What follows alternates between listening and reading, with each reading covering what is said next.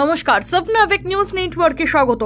রাজ্যে চতুর্থ দফা নির্বাচন শুরু হওয়ার কিছু ঘন্টা আগে তৃণমূল কর্মী খুন। ভোটের আগেই তৃণমূল কর্মীকে বোমার আঘাতে খুনের অভিযোগ। ঘটনাকে কেন্দ্র করে অগ্নিগর্ভ হয়ে ওঠে পূর্ব বর্ধমান লোকসভা কেন্দ্রের কেতু গ্রামের চেচুরি গ্রাম।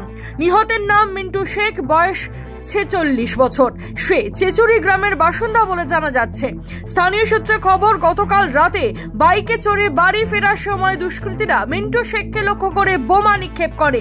ঘটনাস্থলে মৃত্যু হয় তার। ঘটনায় গুরুতর জখম নিশি শেখ নামে তার আরও এক সঙ্গী। স্থানীয়দের একাংশের দাবি, বাইকে মিন্টু ও নিশি শেখ দুজনে ফিরছিল। বাড়ি ফেরার সময় তাদের ওপর বোমা ছোড়া হয়, গুলিও চলে বলে অভিযোগ। ঘটনায় পুলিশের বিরুদ্ধে ক্ষোভ উগরে দেন স্থানীয় বাসিন্দারা। এইখানে ঘটনা হয়েছিল, হয়ে যাওয়ার পরে পুলিশের লাশ তুলছিল। তারপরে পুলিশ এখানে 3 ঘন্টা দাঁড়িয়ে আছে, আমার অ্যাম্বুলেন্সের জন্য বডি তুলতে দিনি। তারপরে অন দ্য স্পট এখানে গুলি পড়ে আছে, স্প্রিং পড়ে আছে, ফাটা বোম পড়ে আছে। পুলিশ কিচ্ছু দেখেনি, বডিটা তুলে নিয়ে চলে যাচ্ছিল। এটা কি পুলিশকে আমরা কি বলবো? এটা পুলিশকে এর সঙ্গে যুক্ত আছে? কি চাইছেন? কি চাইছেন? এটা আমি এটা চাইছি, পুলিশের উপর একটা কোনো রিঅ্যাকশন লেখ।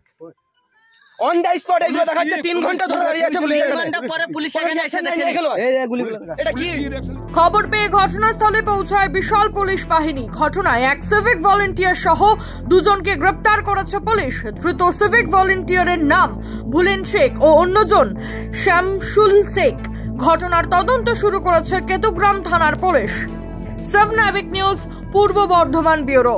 সমস্ত খবরের আপডেট পেতে লাইক করে সাবস্ক্রাইব করুন সবনাভিক নিউজ। সেই সঙ্গে বেল বাটন প্রেস করতে ভুলবেন না।